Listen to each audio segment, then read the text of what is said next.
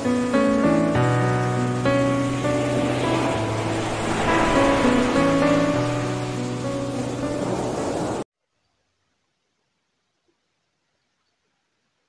আলাইকুম।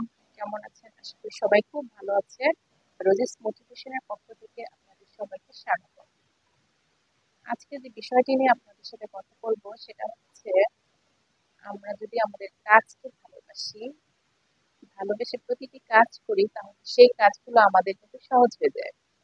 আজকে এই টপিকের উপরেই আপনাদের সাথে কথা বলবো। আশা করি সবাই খুব মনোযোগ সহকারে শুনবেন। আমরা যে যে কাজটা করি না কেন, যেমন স্টুডেন্টদের কথা দিয়ে শুরু করি, স্টুডেন্ট তাদের পড়াশোনার কাজগুলা, তাদের যেহেতু পড়াশোনার চাপ থাকে, পরীক্ষা প্লাস বাসা টিউটোরিয়াল, বাসার টিচার, স্কুল সবকিছু মিলেই তারা যদি সেই কাজটাকে এনজয় করে, তাহলে কিন্তু সেই কাজটা তাদের জন্য সহজ হয়ে যায়। তাদের পড়াশোনার এই কঠিন ধাপটা আরো তাদের জন্য সহজ হয়ে যায়। কাজগুলো খুব তাড়াতাড়ি করতে পারবে। আর সময়ের সাথে আরেকটা বিষয় হচ্ছে সময়। সময়ের সাথে সাথে যদি আমরা সব কাজগুলো করে নিতে পারি, তাহলে কিন্তু আমাদের কাজটা সহজ হয়ে আমাদের জন্য। কোনো কাজকে ফেলে না রেখে প্রতিদিনের কাজগুলো আমরা প্রতিদিন যদি সময়ের আহ, যে সময়ের যেটা করা উচিত তখনই যদি আমরা করে ফেলি, তাহলে আমাদের কাজটা আমাদের আর চাপ সৃষ্টি করে না, আমাদের জন্য সহজ হয়ে যায়। যারা বেবি আছে, যাদের ছোট বাচ্চা আছে, তাদের রাত জাগতে হয়।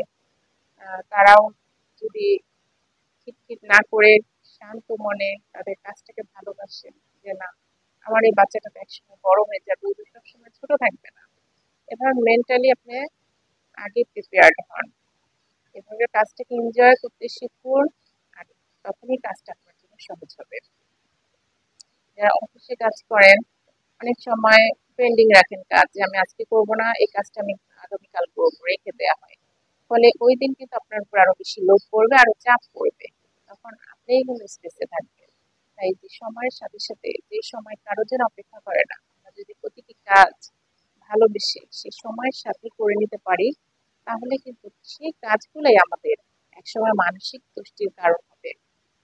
আবার সেই যে সময়ের সাথে সেই কাজগুলো না করলে সেই কাজগুলো কিন্তু আমাদের মানসিক অশান্তির কারণ হবে। তো যেটা দিয়ে মানসিক শান্তি হয়, আবার সেটাই কিন্তু ব্যালেন্স করতে না পারলে আবার মানসিক কষ্টেরও কারণ হয়। আমরা সবাই এই জিনিসগুলা আমরা সবাই কিন্তু জানি, কিন্তু আমরা কেউ মানি না। আমরা সবাই জানি যে সময়ানুবর্তী, যারা সময়কে মূল্যায়ন করে তারা কিন্তু সফল সাকসেসফুল হয় জীবনে। শুধু পরিশ্রম করে গেলেই হয় না। একটা পরিশ্রমী লোক, একটা খেটে খাওয়া লোক কিন্তু অনেক পরিশ্রমের কাজ করে, কিন্তু দেখেন তার কিন্তু দিন আনতে পান্তা ফুরায়, তার কিন্তু অবস্থার কোনো উন্নতি হয় না। সে কিন্তু পরিশ্রম করে যাচ্ছে, কিন্তু এই পরিশ্রমের সাথে তাকে যে বিশ্রামও নিতে হবে, তাকে যে ওই কাজটাকে ভালোবাসতে হবে, এনজয় করতে হবে, এই বিষয়গুলো কিন্তু সে জানে না, কিন্তু সে কিন্তু পরিশ্রম করেই যাচ্ছে। তাহলে আমাদের কি করতে হবে? আমাদের করতে হবে পরিশ্রম প্লাস আমাদের মন, আমাদের যে একটা মন আছে, সে মন সবসময় অস্থির থাকে, মন এখানে ওখানে বিভিন্ন জায়গায় ছোটাছুটি, সে অতীত, আগাম, ভবিষ্যৎ এগুলোর দিকে বেশিরভাগই অতীতের ঘটনাগুলার খালি আমাদের মনে করিয়ে দেয়। সেই মনটাকে যদি আমরা বর্তমানে রাখতে, সবসময় বর্তমানে রাখি, তাহলে কিন্তু আমাদের সেই কাজে কনসেন্ট্রেট করতে হবে, সেই কাজকে ভালোবাসতে হবে, সেই সময়কে মূল্যায়ন করতে হবে। তাই আমাদের মনটাকে শান্ত রাখার জন্য আমাদের কিছু নিয়ম কানুন অবশ্যই ফলো করতে হবে। যেমন সুস্থ থাকতে হলে কিছু শারীরিক কিছু ডিসিপ্লিন, কিছু নিয়ম কানুন মেনে চলতে হয়, তেমনি আমাদের কাজকেও যদি আমরা ভালোবাসি, সেই ধরনের একটা মাইন্ডসেট তৈরি করতে হলে আমাদেরকেও সেভাবে প্রিপেয়ার করতে হবে। যেমন আপনাদের একটা ভালো এক্সারসাইজ দিতে পারি, সেটা হচ্ছে আপনারা যত শ্বাসের ব্রিদিং করবেন, ব্রিদিং এক্সারসাইজ গুলা করবেন, তাহলে কিন্তু আপনাদের মন শান্ত থাকবে। শ্বাসের বিভিন্ন ধরনের এক্সারসাইজ গুলা রয়েছে, আমি কয়েকটার নাম বলছি, আপনারা ইউটিউব দেখে করে নেবেন। ইউটিউবে বিভিন্ন অনেকেই অনেক সুন্দর ভাবে দেখিয়েছেন, আপনারা ওগুলো করে নেবেন। একটা হচ্ছে ডিপ ব্রিদিং, গভীর নিঃশ্বাস নেবেন আর ধীরে ধীরে ধীরে ধীরে ছাড়বেন, এটা হচ্ছে ডিপ ব্রিদিং। যখন স্ট্রেসে থাকবেন আপনারা তখন এইভাবে এক জায়গায় শান্ত হয়ে বসে ডিপ ব্রিদিং নেবেন, দেখবেন আপনারা একটু পরে রিল্যাক্স ফিল করছেন, ভালো লাগছে। এরপরে আপনারা করতে পারেন 4-7-8 এক্সারসাইজ, ব্রিদিং এক্সারসাইজ। এটা হচ্ছে 4 সেকেন্ড নিঃশ্বাস নেবেন, 7 সেকেন্ড এটাকে ধরে রাখবেন, আর 8 সেকেন্ড ধরে ধরে এটাকে ছাড়বেন। এভাবে 5 থেকে 6 রাউন্ড করতে পারেন। Wim hop, doctor Wim hop breathing technique, ওনাকে আইসম্যান বলা হয়। উনি বরফের ভিতরে অনেকক্ষণ থাকতে পারেন। ওনারও একটা ব্রিদিং টেকনিক আছে, সেটাকে বলে doctor Wim hop breathing.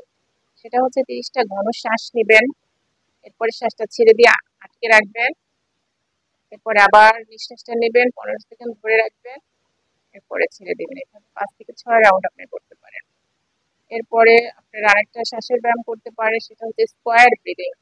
4 second শ্বাস নেবেন, 4 সেকেন্ড ধরে রাখবেন, আবার 4 সেকেন্ড ধরে ছাড়বেন, আবার 4 সেকেন্ড ধরে রাখবেন। এভাবে বক্স স্কোয়ার ব্রিদিং টেকনিক।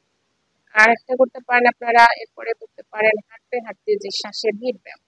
আপনারা হাঁটতে হাঁটতে 15টা ডিপ ব্রিদিং করবেন, এরপর শ্বাসটা ছেড়ে দিয়ে ধরে রাখবেন, 15 সেকেন্ড ধরে রাখবেন, এরপরে 6টা ঘন শ্বাস নেবেন এটাকে অ্যাডজাস্ট করার জন্য। এভাবে 4 থেকে 5টা রাউন্ড আপনারা করতে পারেন।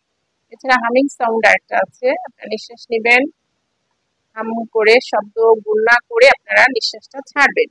এভাবে 7 থেকে 10 রাউন্ড আপনারা করতে পারেন। এছাড়া ব্রিদিং এক্সারসাইজকে হিন্দি ভাষায় প্রাণায়ামও বলা হয়। প্রাণায়াম মানে প্রাণকে দীর্ঘায়ু করার যে নিয়ম, সেটাই হচ্ছে প্রাণায়াম। আমাদের যে দম, এই দমটা ফুরোলেই কিন্তু আমরা পৃথিবীতে আর বাঁচবো না।